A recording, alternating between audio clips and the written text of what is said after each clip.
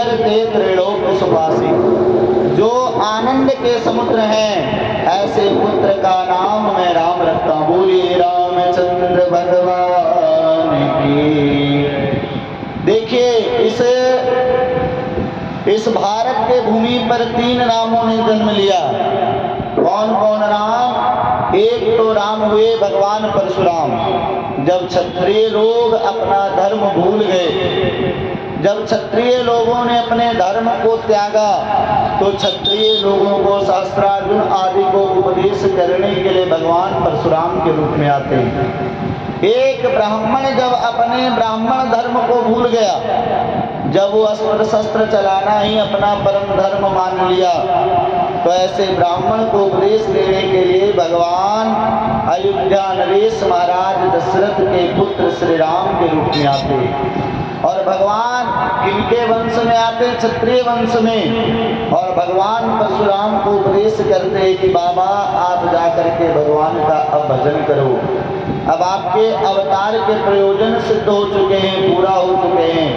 और तीसरे हुए बलराम, जो भगवान कृष्ण के बड़े भाई हुए बलराम। और इन तीनों रामों ने भारतवर्ष की बहुत सेवा की। इतना सेवा किया कि आज भी भारतवर्ष इनके ऋण से उर्ण नहीं हो सकता। तो जो आनंद सिंधु सुख राशि सीकर ते त्रिलोक सुपासी, जो आनंद के समुद्र हैं, जिनके अंदर समस्त आनंद निवास करता है। और संसार में जो भी हमें यत्र तत्र आनंद के दर्शन होते हैं, ये प्रभु का 2-4 बूंद कहीं पर पड़ गया, उसी का दर्शन होता है। इसीलिए मैं आपके बड़े पुत्र का नाम क्या रखता हूँ? राम। समस्त सभा ने उनका जय जयकार किया। बोले रामचंद्र भगवान की। और विश्व भरण पोषण कर जोए, विश्व भरण पोषण कर जोई, ताकर नाम भरत अस होई, ताकर नाम भरत अस होई। जो समग्र जगत को भर देंगे, जिनके नाम लेने मात्र से समस्त विश्व का भरण और पोषण होगा, ऐसे मैं आपके दूसरे पुत्र का नाम भरत रखता हूँ। देखिए, क्या कोई भरत भरत का केवल जप करे तो उसका पेट भर जाएगा? ऐसा नहीं है। तो भरत का अर्थ क्या हुआ? आप देखिए, भरत जी को भगवान विष्णु का रूप माना गया। जैसे राम जी किनके रूप हैं? वो तो परात्पर पूर्ण ब्रह्म के अवतार हैं राम जी। और अगर अवतार परंपरा में आप लीजिएगा तो विष्णु जी के अवतार माने गए हैं भरत लाल जी। और संसार को भरने का काम कौन करते हैं? पालन पोषण का भगवान विष्णु। क्योंकि जगत का पालन पोषण विष्णु भगवान के ही कारण होता है। और उत्पन्न करता कौन है? ब्रह्मा जी।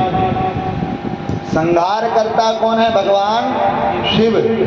तो भरत का अर्थ है कि भरत भगवान नारायण के अवतार हैं, इसलिए संपूर्ण भारत भूमि को भरत भर देंगे, एक अर्थ। दूसरा, प्रेम का मूर्ति भरत जी को माना गया है, त्याग की मूर्ति है भरत। दुनिया को राम प्रेम का दर्शन भरत जी ने कराया कि प्रेम किसे कहते हैं। हम लोग तो जो प्रेम करते स्वार्थ वसात, अगर हमारे स्वार्थ की सिद्धि आपसे होनी है तभी हम आपसे प्रेम करेंगे, और स्वार्थ की सिद्धि नहीं होगी तो कोई प्रेम नहीं करते।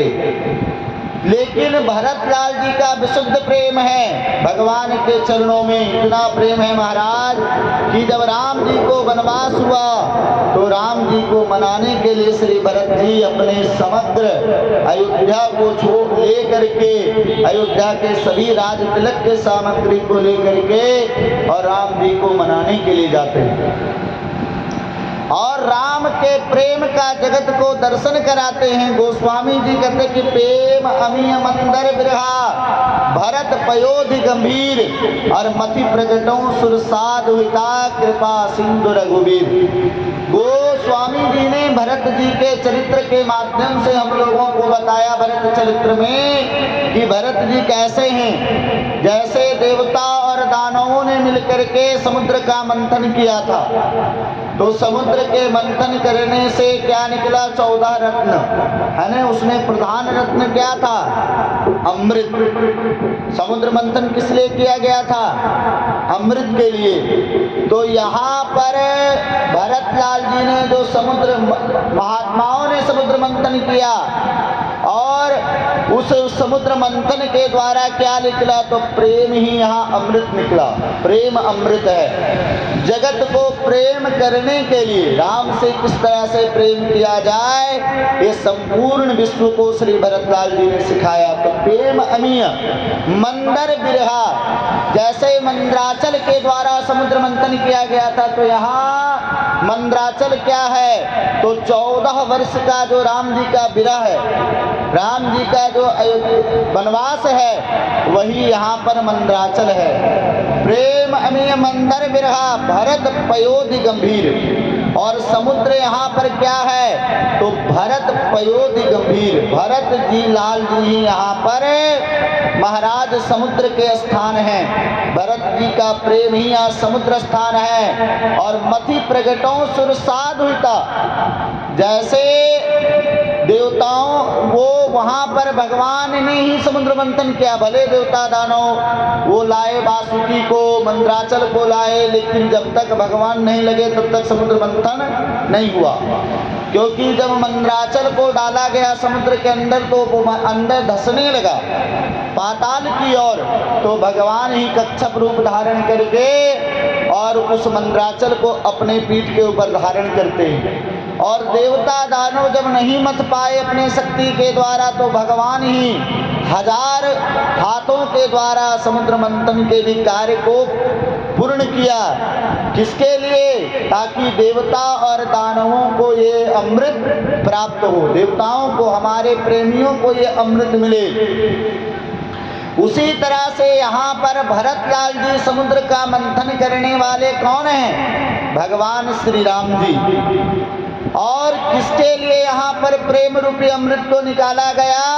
तो कहते मथि प्रगटो सुर साधुता, सुर के लिए, देवताओं, वहाँ पर देवता के लिए समुद्र मंथन किया गया था, है न? कि देवता लोग अगर अमृत पिएंगे तो अमर हो जाएंगे, और जब देवता अमर बनेंगे तो इनको कभी भी दैत्य लोग युद्ध में परास्त नहीं कर पाएंगे।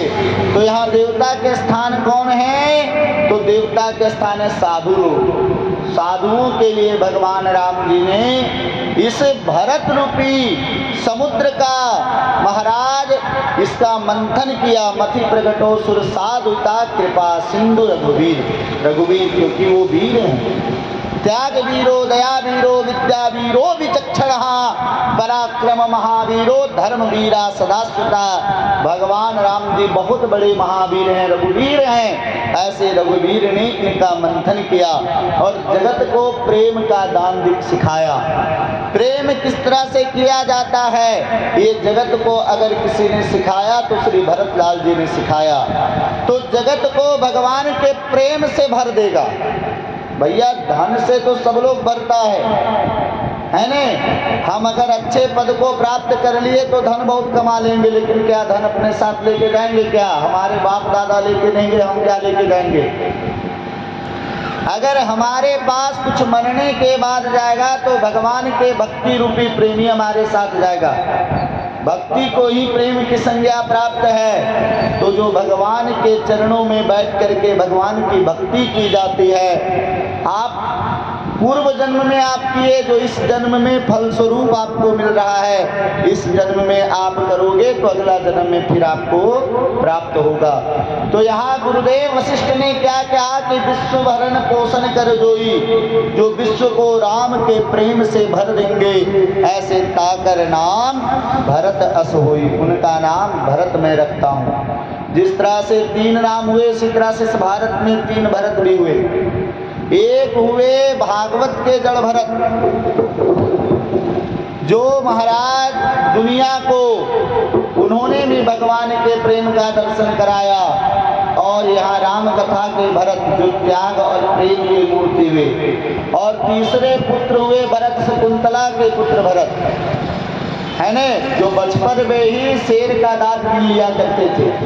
जो पुरुषार्थ स्वरूप शकुंतला के पुत्र भरत हुए, जिनका कालिदास जी ने अभिज्ञान शाकुंतलम आदि में उनका आश्रय भी लिया है। तो हाँ, महाराज दुष्यंत के साथ में जिनका विवाह होता है, किनका? मेनका का, ऐसे शकुंतला का।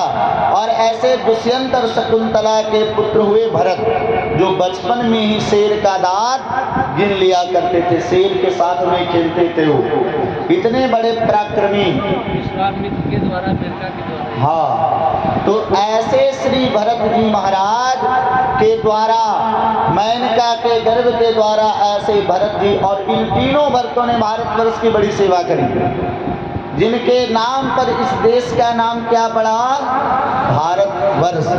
इन्हीं के नाम पर इस देश को भारत के नाम से जाना जाता है, क्योंकि इन्होंने भारत को अपने ज्ञान के द्वारा, प्रेम के द्वारा, पुरुषार्थ के द्वारा भारत के नाम को महाराज बहुत उजागर किया और भारत के नाम को प्रकाशित किया।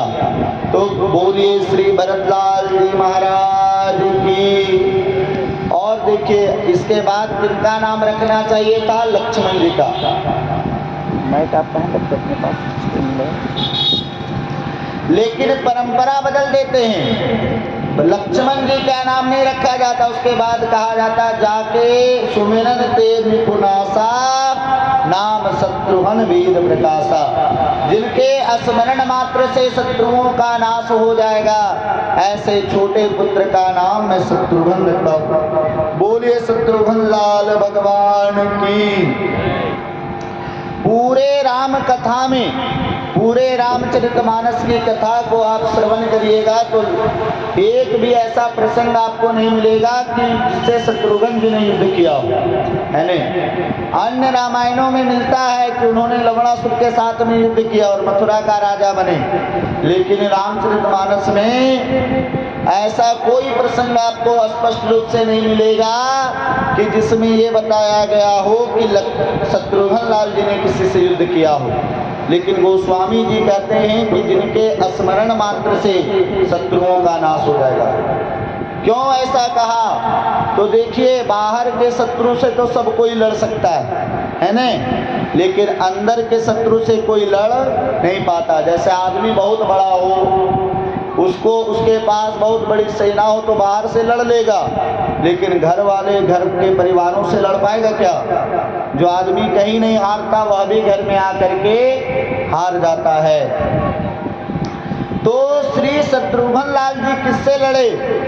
मंथरा को कोई नहीं कुछ किया, कोई कुछ नहीं बिगाड़ पाया मंथरा को, जिस मंथरा के कारण भगवान राम को वनवास भेजा गया। ऐसे मंथरा जो लोभ की रूप मानी गई है, ऐसे मंथरा को यदि दंडित करने का कोई कार्य किया तो उनका नाम क्या था? श्री शत्रुघ्न लाल जी। होमक लात तकी कुबर मारा, एक लात मारते हैं शत्रुघ्न लाल जी मंथरा को कि दुष्ट, तुम्हारे कारण हमारे भ्राता श्री को वनवास हुआ। तो ऐसे जो अंतःकरण के काम, क्रोध, लोभ रूपी शत्रु से जो युद्ध कर सके, उसी का नाम शत्रुघ्न है। समस्त सभा ने जय जयकार किया। बोलिए शत्रुघ्न लाल जी महाराज की।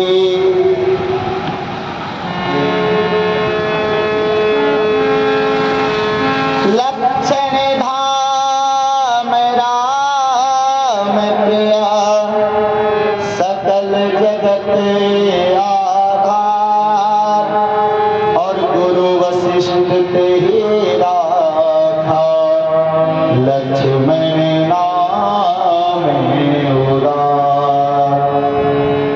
चौथे पुत्र का नामकरण करते हैं वशिष्ठ जी की, जो लक्षण का धाम है, जो राम जी को सबसे अधिक प्रिय होगा, जो समस्त जगत का आधार होगा, ऐसे पुत्र का नाम मैं लक्ष्मण रखता हूँ। बोलिए लक्ष्मण भगवान की। और चारों भाइयों का नाम रखा गुरु।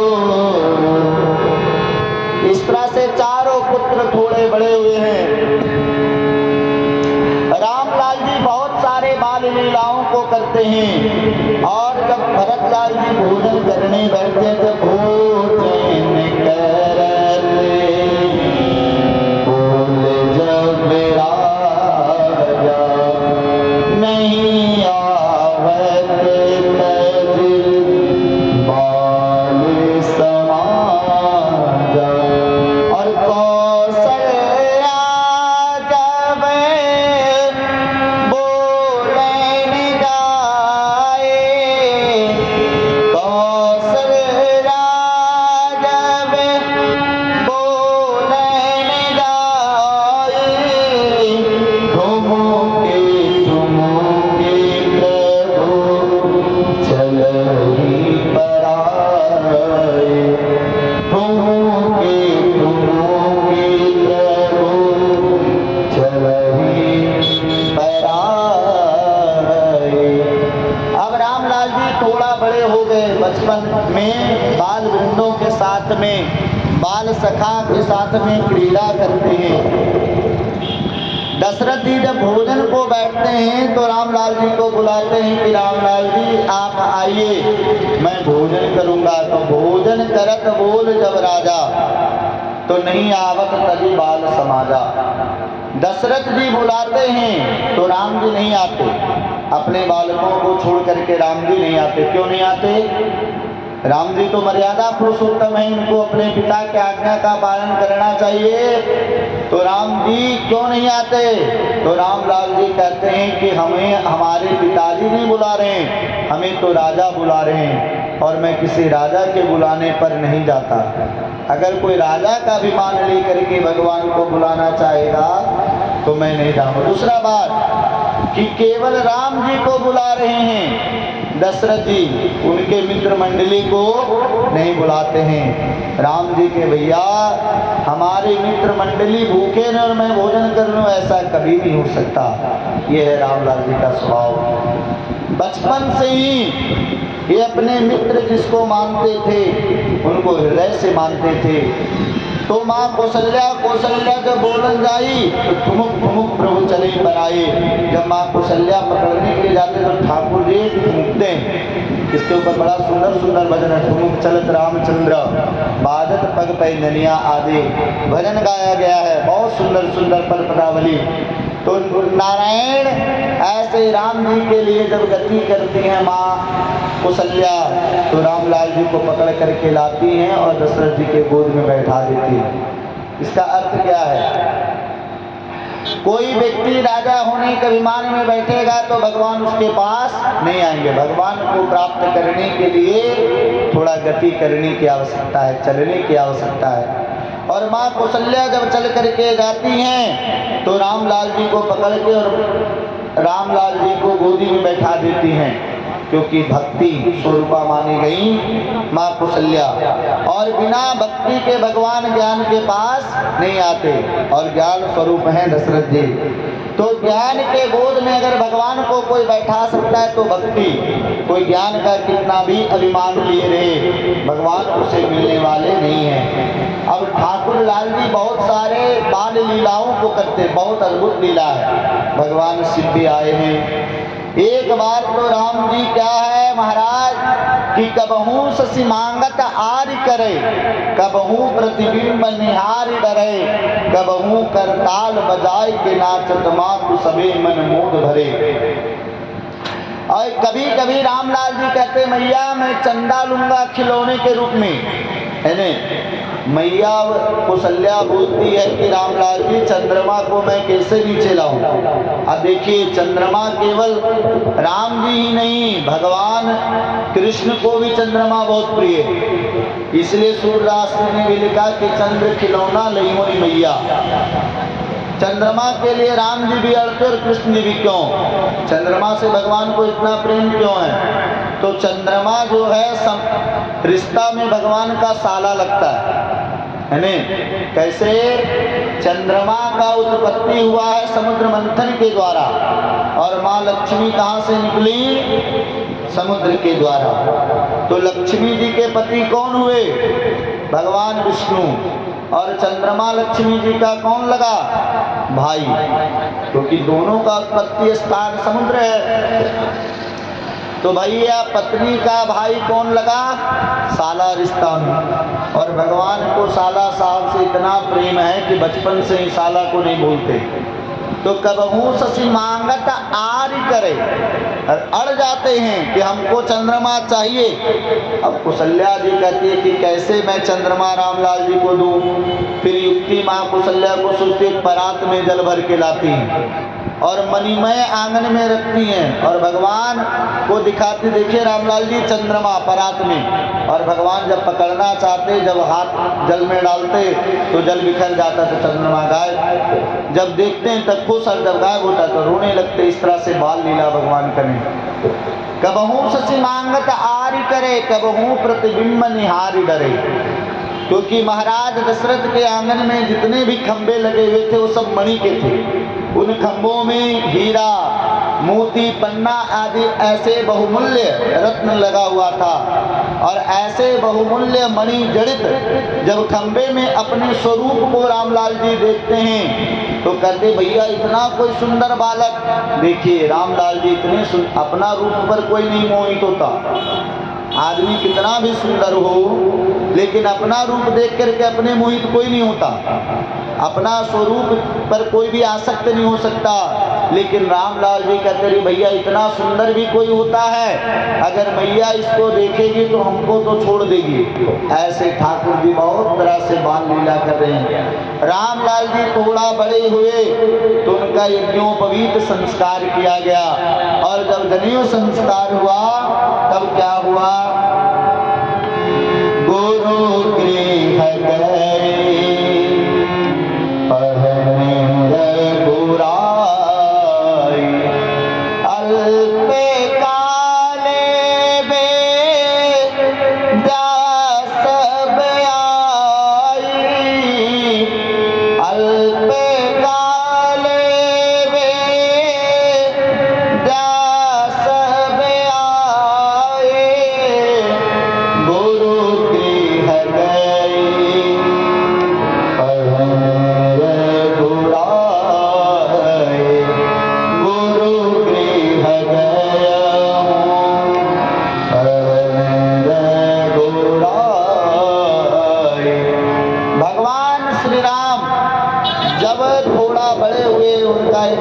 संस्कार हुआ तब गुरु के घर में पढ़ने के लिए जाते हैं। नहीं, रामलाल जी को कोई जरूरी नहीं था गुरु घर में जाने के लिए, पढ़ने के लिए कोई आवश्यकता नहीं थी कि वो गुरु घर जा करके पढ़ते, क्योंकि इनके पिताजी इतने बड़े राजा थे, सम्राट चक्रवर्ती थे कि अगर चाहते तो अपने घर में कई गुरुओं का लाइन लगवा देते, घर में ही इनकी शिक्षा दीक्षा पूरी हो जाती। लेकिन रामलाल जी जो भारत की परंपरा रही कि एक शिष्य को गुरु आश्रम में जा करके पढ़ना चाहिए, और एक साधारण विद्यार्थियों के द्वारा, जैसे एक साधारण विद्यार्थी जब गुरु आश्रम में रहता है तो अपने हाथों के द्वारा संधा चुनता है, लकड़ी चुन करके लाता है, स्वयं अपने हाथों से अपने लिए भोजन तैयार करता है, क्योंकि रामलाल जी राजकुमार हैं। ये साधारण बालकों के बीच में जब तक रह करके पढ़ाई नहीं करेंगे तब तक इन्हें साधारण बालकों का कष्ट और पीड़ा समझ में नहीं आएगा। इसलिए रामलाल जी को गुरु आश्रम भेजा गया पढ़ने के लिए, और निःशुल्क शिक्षा राम जी ने प्राप्त किया। जैसे गुरु आश्रम की प्राचीन भारत में परंपरा थी कि गुरु लोग कभी विद्यार्थी से फीस नहीं लेते थे। आजकल तो विद्या को एक व्यापार बना दिया गया है। सबसे बड़ा धंधा महाराज विद्यालय हो गया।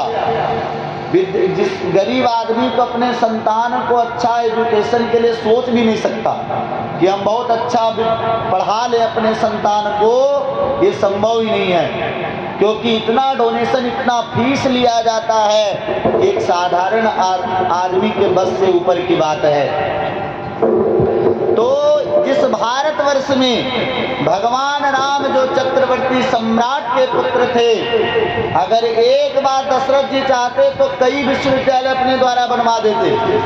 उनके पास धन संपत्ति की कोई कमी नहीं थी, लेकिन दशरथ जी ने कहा नहीं, जो भारतवर्ष की परंपरा है कि एक साधारण विद्यार्थी के द्वारा हमारे रामलाल जी विद्यालय में जाकर के पढ़ेंगे और पढ़ करके अपने, जैसे भगवान कृष्ण भी जब पढ़ने के योग्य हुए तो वसुदेव जी उनको उज्जैन भेजते हैं। वहाँ पर उस विद्यालय में कितने बड़े बड़े विद्यार्थी पढ़ते थे, इसका परिचय इससे आपको लगेगा कि सुदामा जी भी उसी विद्यालय में पढ़ते थे जिसमें भगवान कृष्ण वसुदेव जी के पुत्र कृष्ण पढ़ते थे। और सुदामा जी कितने बड़े आदमी थे हम सभी लोग जान रहे हैं, है नहीं? तो पहले विद्या में कोई भेदभाव नहीं किया जाता था कि बड़ा आदमी का बेटा है तो बहुत बड़ा स्कूल में पढ़ेगा और ये गरीब है। देखिए, शिक्षा पर पहले सभी का समान अधिकार होता था। आजकल लोग कहते हैं कि ब्राह्मणों का ही केवल प्राचीन समय में सावर्णों का अधिकार रहा विद्या के ऊपर। ऐसी बात नहीं है। अगर ये बात सत्य होती तो महाराज कई ऐसे लोगों ने शिक्षा और गुरु आश्रम में कभी किसी से भेदभाव नहीं किया गया कि आप राजकुमार हैं, आप ब्राह्मण कुमार हैं, आप वैश्य कुमार हैं, आप शूद्र कुमार हैं। सभी को समान शिक्षा दी जाती थी।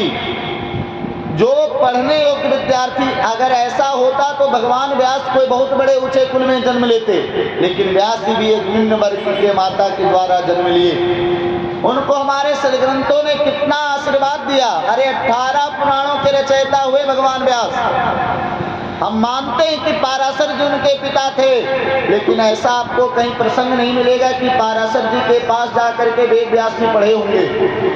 देखिए, जीवन में बाप कौन है ये बहुत महत्वपूर्ण नहीं होता, माँ कौन है ये बहुत महत्वपूर्ण होता है। और माँ ही इस बात को बता सकती है कि ये संतान किसके द्वारा जन्म लिया है। पिता चाह करके भी नहीं बता सकता। तो और जीवन में पुत्र या पुत्री कोई भी हो, उसके जीवन में सबसे अधिक संबंध अगर किसी से होता है, सबसे सन्निकट संबंध होता है तो माँ के साथ। तो भगवान व्यास की माँ कौन थी? जानते कौन थी उनकी माता? सत्यावती, जिनका विवाह बाद में शांतनु जी के साथ में होता है, जो मल्लाह जात से आती थी। इसीलिए विद्या के ऊपर केवल ब्राह्मणों का अधिकार रहा ऐसा बात नहीं है, केवल क्षत्रियों का अधिकार रहा ऐसा भी बात नहीं है। अगर आप में पात्रता थी तो आप विद्या ग्रहण कर सकते थे।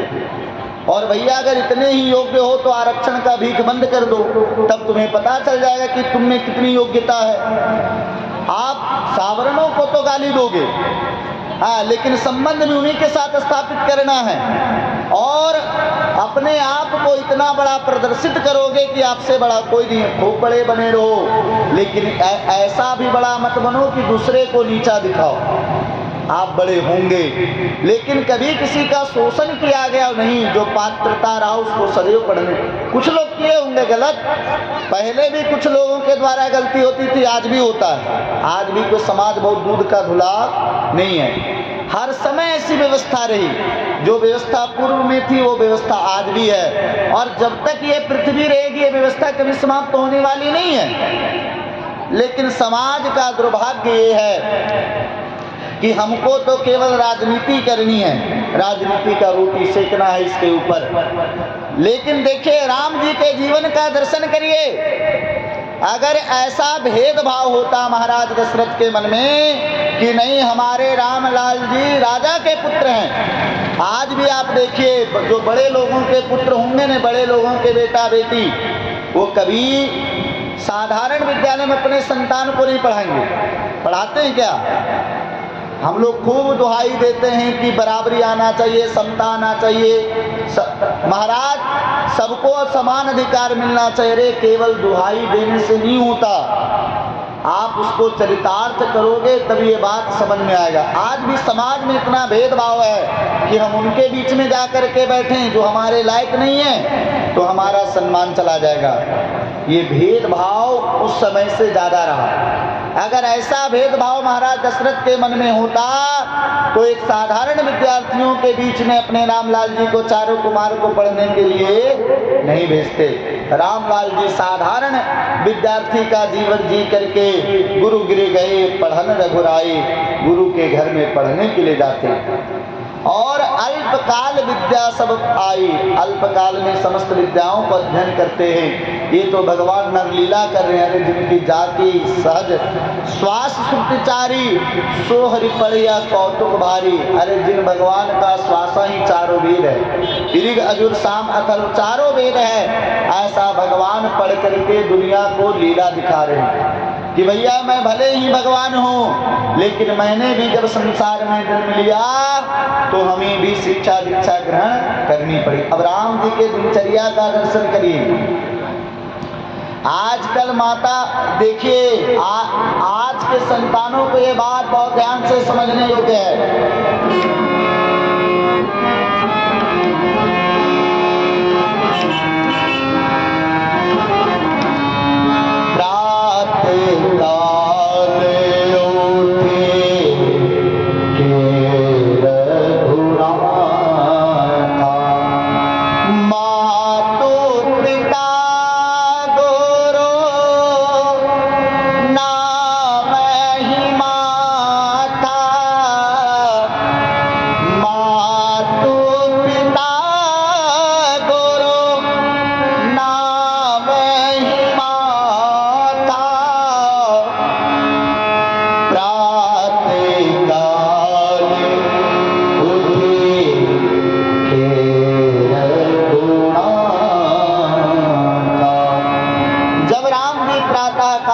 तो क्या करते हैं कि मात पिता गुरु नाम ही माता। रामलाल जी जब सुबह उठते हैं तो अपने माता के चरणों में मातृदेवो भवा, पिता के चरणों में पितृदेवो भवा, माँ और गुरु के चरणों में आचार्य देवो भवा। इस परंपरा का भगवान राम निर्वाहन करते हैं। देखिए भारतवर्ष की भूमि है जहाँ पर भगवान राम और कृष्ण ने जन्म लिया, और भगवान थे वो तब भी अपने माता पिता के चरणों में प्रेम करते थे, प्रणाम करते थे। अच्छा आजकल कितने ऐसे माता पिता हैं जिनके पुत्र और पुत्री सुबह उठ करके प्रणाम करते? हाथ उठाइए तो। अरे प्रणाम तो करने का बहुत दूर का बात रहा, हमारे बेटा बेटी हमारा बात भी नहीं मानते। ये तो जीवन की करुणा हो गई है ना। और देखिए एक महापुरुष ने कहा कि कीमत कम नहीं होती बुजुर्गों की दुआ लेने से। कीमत कम नहीं होती बुजुर्गों की दुआ लेने से, और इज्जत कभी कम नहीं होती बुजुर्गों की दुआ लेने से। अरे जरूरतमंद को ना कभी दहलीज से खाली लौटाओ। अगर आपके यहाँ कोई आशा करके आया है कि इस द्वार पर हमें कुछ मिलेगा, और अगर भगवान आपको उस लायक बनाया है तो आप जरूर दीजिए, और नहीं दोगे तो भगवान अगला जन्म में कटोरा पकड़ा देगा और स्टेशन पर बैठा देगा। आपको इसलिए दे करके भेजा है कि आप दूसरे को दो। जरूरतमंद को ना कभी दहलीज से खाली लौटाओ, क्योंकि भगवान के नाम पर देने से दौलत कम नहीं होती। पकाई जाती है जो रोटी मेहनत की कमाई से, पकाई जाती है जो रोटी मेहनत की कमाई से। आप 10 के रोटी को बिगाड़ करके अपने लिए रोटी की व्यवस्था मत करो। आप किसी की दुआ नहीं ले सकते तो किसी का बद्दुआ मत लो। पकाई जाती है जो रोटी मेहनत की कमाई से, हो जाए अगर बासी तो भी लज्जत कम नहीं होती। और गुरु प्रभु माता पिता के चरणों में झुकने से कभी गर्दन नीचे नहीं होती। ये भारत की परंपरा थी। भगवान हो करके भी वो माता पिता के चरणों में प्रणाम करते थे। ये परंपरा भारतवर्ष की रही। आजकल के विद्यार्थी लोग को कैम्ब्रिज आदि में पढ़ेंगे तो वो क्या संस्कार सीखेंगे?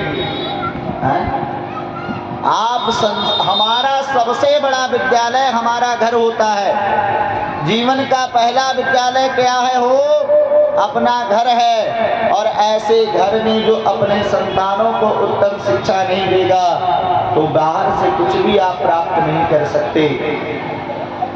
तो यहाँ पर भगवान श्री रामभद्र जी प्रणाम करते अपने माता पिता के चरणों में। और प्रणाम किस तरह से करते, आजकल प्रणाम करने की परंपरा भी बदल गई।